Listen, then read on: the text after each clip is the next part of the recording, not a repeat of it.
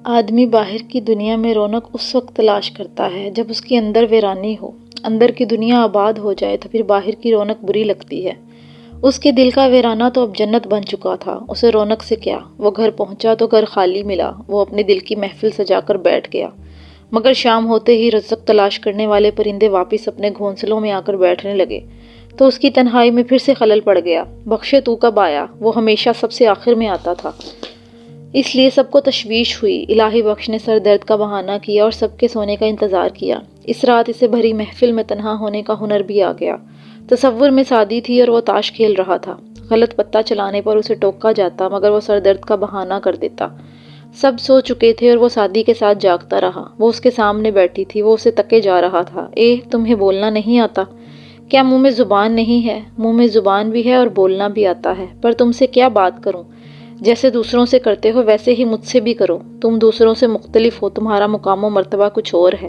وہ سر جھکا کر بیٹھ گئی، وہ اسے تکتا گیا۔ نہ جانے کب اسے نیند آئی، آنکھ کھلی تو گھر دھوپ سے بھرا ہوا تھا۔ وہ پہلا موقع تھا کہ وہ سورج نکلنے کے بعد جاگا تھا۔ وہ دن ایک مختلف انداز میں شروع ہو رہا تھا، معمولات بن رہے تھے جنہیں عرصے تک چلنا تھا۔ زندگی کے اس نئے اور مختلف دور میں الہی بخش بہت خوش تھا۔ فاقہ مستی کا تجربہ اسے پہلی بار ہوا تھا۔ ایک تصور تھا جو ہر لمحہ اسے سرشار رکھتا تھا۔ وہ خود بدل گیا تھا، دن رات بدل گئے تھے۔ تنہائی اب تنہائی نہیں تھی، اسے کچھ بھی برا نہیں لگتا تھا۔ کوئی اس سے بات کرتا تو اسے اچھا لگتا تھا۔ اکتاہٹ اس کے مزاج سے خارج ہو چکی تھی۔ اسے حیرت تھی کہ پہلے اس کی دو کمزوریاں تھیں، وہ نیند کا بہت پکا اور بھوک کا بہت کچا تھا، مگر اب یہ کمزوریاں دور ہو چکی تھی۔ اسے عشق کی طاقت کو تسلیم کرنا پڑا۔ اس نے سمجھ لیا تھا کہ عشق انسان کی ہر کمزوری دور کر کے اسے عجیب طاقت بخشتا ہے۔ زندگی اس کے اس نئے دور میں وہ دن بھر میں سعدی کے بنگلے کے کتنے چکر لگاتا اسے خود بھی معلوم نہ ہوتا۔ وہ نہیں جانتا تھا کہ بنگلے کے سامنے سے گزرتے ہوئے اگر اسے سعدی نظر آ گئی تو کیا ہوگا، مگر اب اسے سعدی کو دیکھنے کی آرزو بھی نہیں تھی۔ کم از کم وہ تو یہی سمجھتا تھا۔ جس کی تصویر ہر وقت نگاہوں میں بسی ہو، اس کی جستجو کیا معنی؟ یہی وجہ تھی کہ اب وہ پھر سے نظریں جھکا کر بیٹھتا تھا۔ تارک روڈ کی رونقوں میں اب اس کا دل نہیں لگتا تھا۔ فٹ پاتھ پر بیٹھے اسے بہت دنوں کے بعد آج کام ملا تو اس نے بے دلی کے ساتھ ہاں کر دی۔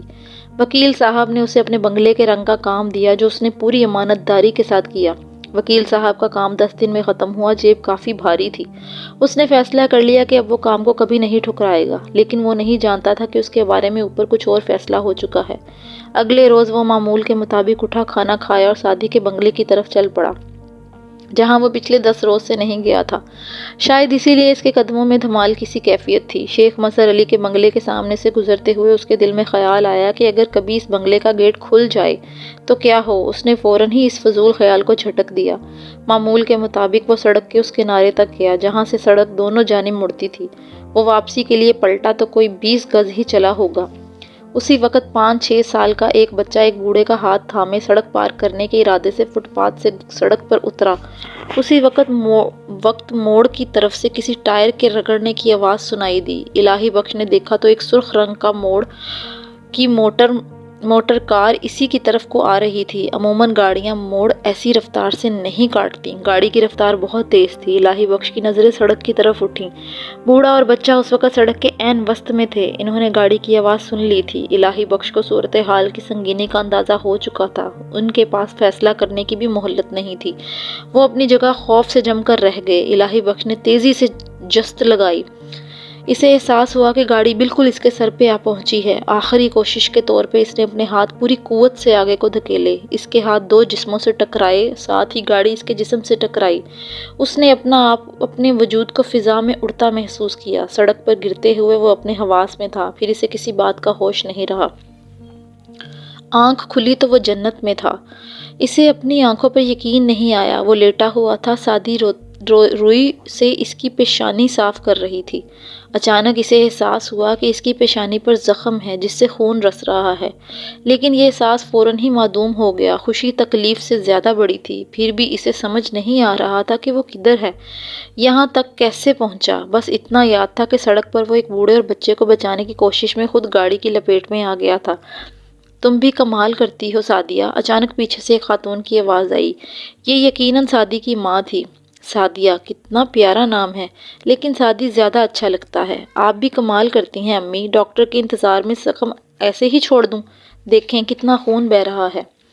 اچھا بھئی جو جی چاہے کرو۔ الہی بخش لیٹے لیٹے یہ سمجھنے کی کوشش کر رہا تھا کہ وہ کس قدر زخمی ہے۔ اس نے ہاتھ اور ٹانگوں کو حرکت دی تو گھٹنوں کے نیچے ٹانگوں میں اور پیشانی میں درد تھا۔ الہی بخش نے سوچا عموماً گاڑی کو میرے اوپر سے گزر جانا چاہیے تھا، یعنی خدا نے کرم کیا ہے، لگتا ہے سستے میں جان چھوٹ گئی اور انعام کتنا بڑا ملا ہے۔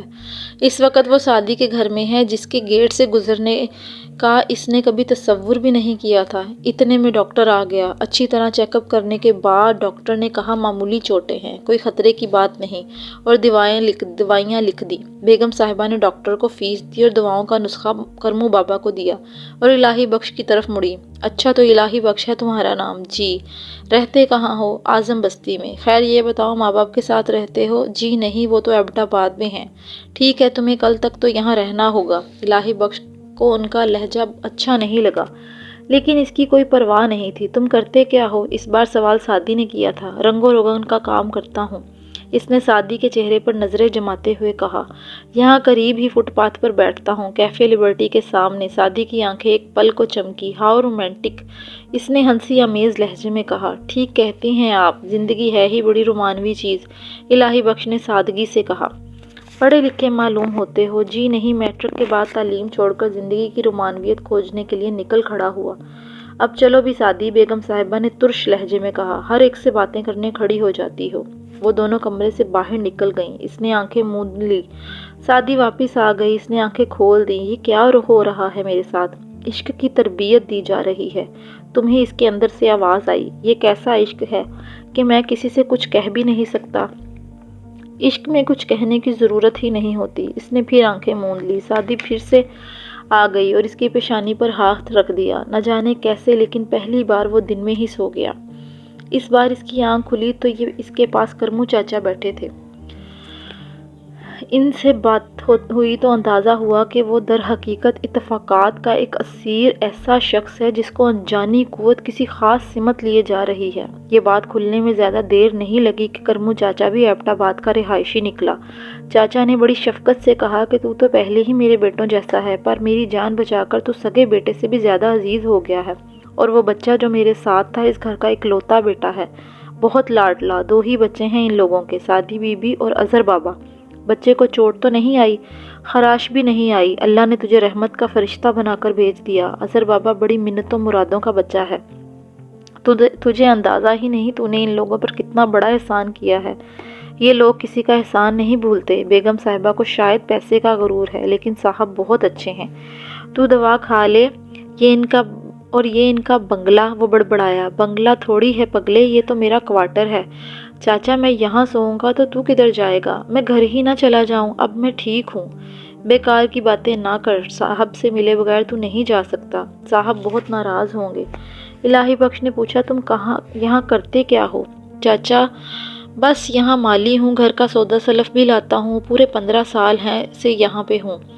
یہاں دروازے پر ہلکی سی دستک، کرمو نے دروازہ کھولا۔ شیخ صاحب آپ مجھے بلا لیتے، میں اس سے ملنے آیا ہوں۔